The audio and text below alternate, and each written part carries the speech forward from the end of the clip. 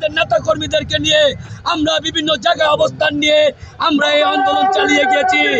সবচেয়ে বড় কথা, আমাদের দেশ নায়ক আমাদের তারেক রহমান সাহেব আমাদের অহংকার।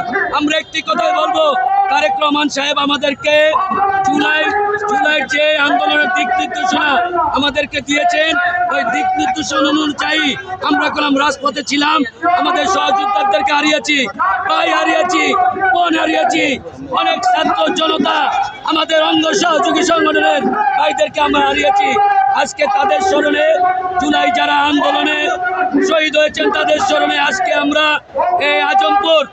এই আজমপুর আমরা একতাবদ্ধতা হয়েছি। এই স্বৈরাচার শেখ হাসিনাকে আজকে এই আন্দোলনের মাধ্যমে, এই সমাবেশের মাধ্যমে ধিক্কার জানাই।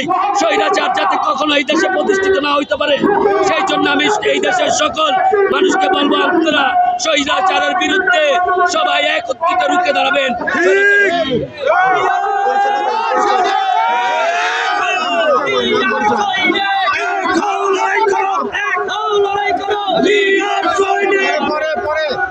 আমি মিরপুর আয়তাধীন 11 ওয়ার্ডের নির্বাচিত সাধারণ সম্পাদক। আমি আমার এই নেতাকর্মীদেরকে নিয়ে দীর্ঘ 17 বছর আমাদের ভারপ্রাপ্ত চেয়ারম্যান সাহেব দেশনায়ক তারেক রহমান সাহেব আমাদেরকে যেই দিক নির্দেশনা দিয়েছেন, আমরা প্রতিটা দিক নির্দেশনা উপেক্ষা করে আমরা আন্দোলনের রাজপথে আমরা সক্রিয়ভাবে ছিলাম।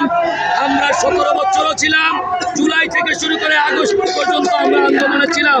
আমাদের 11 নং ওয়ার্ড বিএনপির সিনিয়র সহসভাপতি আব্দুল্লাহ কবির আমাদের সাথে আমরা একত্রিত আন্দোলন করেছি। 10 নম্বর আব্দুল্লাহ কবির 4 আগস্টে শহীদ হয়েছেন, এটা আপনারা সবাই অবগত আছেন। আমরা সামনে যেই কোনো ঝড়, যেই তুফান, যেই আসুক না কেন, আমরা বাংলাদেশ জাতীয়তাবাদী দল বিএনপি আমরা আন্দোলন সংগ্রামে ছিলাম, আগামী 10 থাকবো ইনশাআল্লাহ।